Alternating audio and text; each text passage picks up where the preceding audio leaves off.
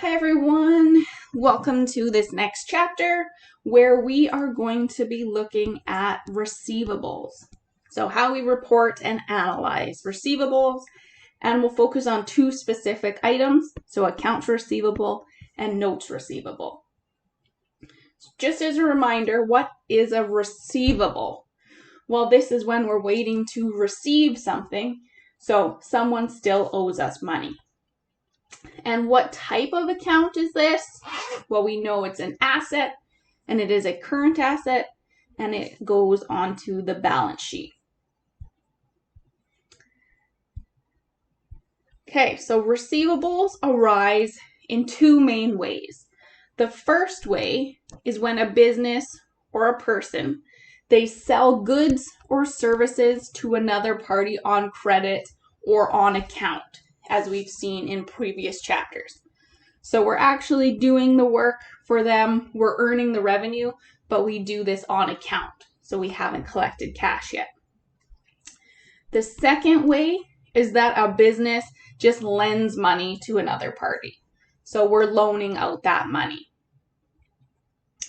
When we have these types of transactions, which we're going to call credit transactions, they involve two parties. So the person who sells something or lends the money and has the receivable, these individuals or businesses are called creditors. And this is who we are in the chapter.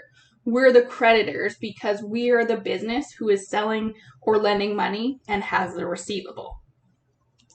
The other party, who is the one that makes the purchase or borrows money, and they have a payable, these are known as debtors. So they take on the debt.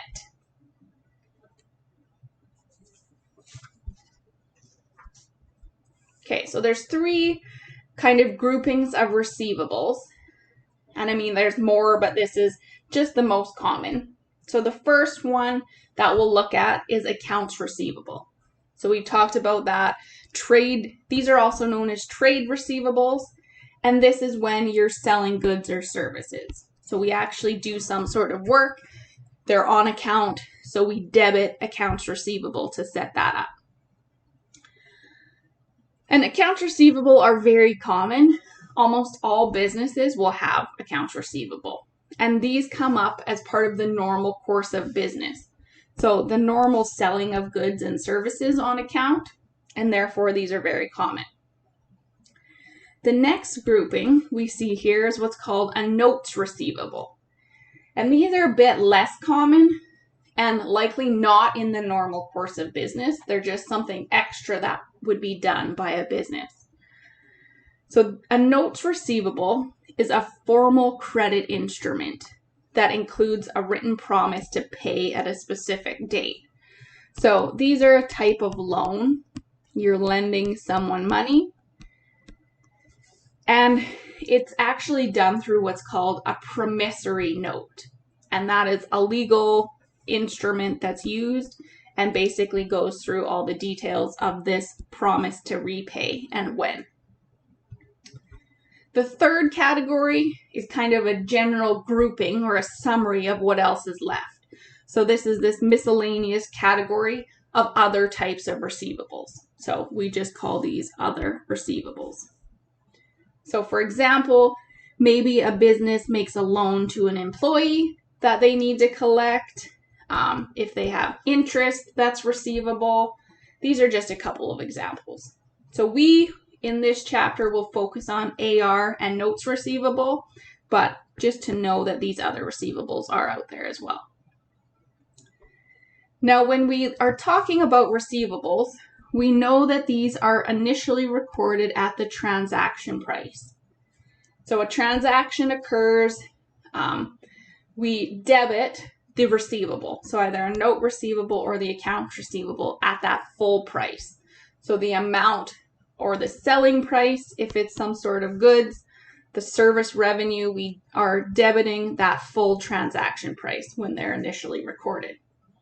However, we'll see that we need to also review these and make sure that, or see if adjustments are needed.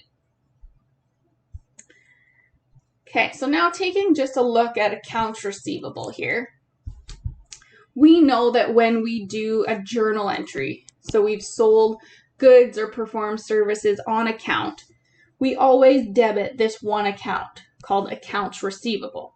So this is our general ledger account or our T account. It's the summary of all the transactions that go through AR. So you can see that this is an example from Sage 50 or Simply Accounting, which is an accounting system that's pretty common. So every time a journal entry would be done to debit or credit AR, we can see those transactions here. So there's all the debits, all of the credits, and then this is a running balance after each transaction. So we can see here that all of the customers, every single transaction goes through this general ledger. But we know it's important to actually keep track of each specific customer so that we know how much each customer owes us and how much we need to collect from them. We can't just trust that customers will always pay us. We, on our side, need to be diligent and track that ourselves. And to do that, systems use what's called a subledger. So this now tracks the AR by customer, so you know how much to collect from each of them. So this is another example also from Sage 50 or Simply Accounting. And we can see it's this aged summary or subledger. So these are all the customers that owe us money. And then this is the total. So this ending balance right here would be equal to the general ledger balance, because it's the same information.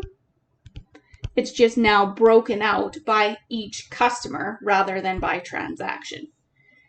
And we see the total, but then we also see it broken down into this aging.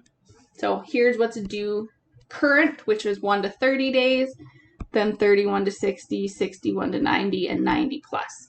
So this means it's been outstanding for that many days. So these subledgers, as I said, they're important because we're going to want to track as AR gets older, make sure we're reaching out to these customers to get the money in. Now within Simply Accounting, if you were to double click on a certain customer, it gives you even more information. So it goes in and it's now tracking every single transaction for a specific customer. So you would have this for each customer. So you can see it shows payments and invoices.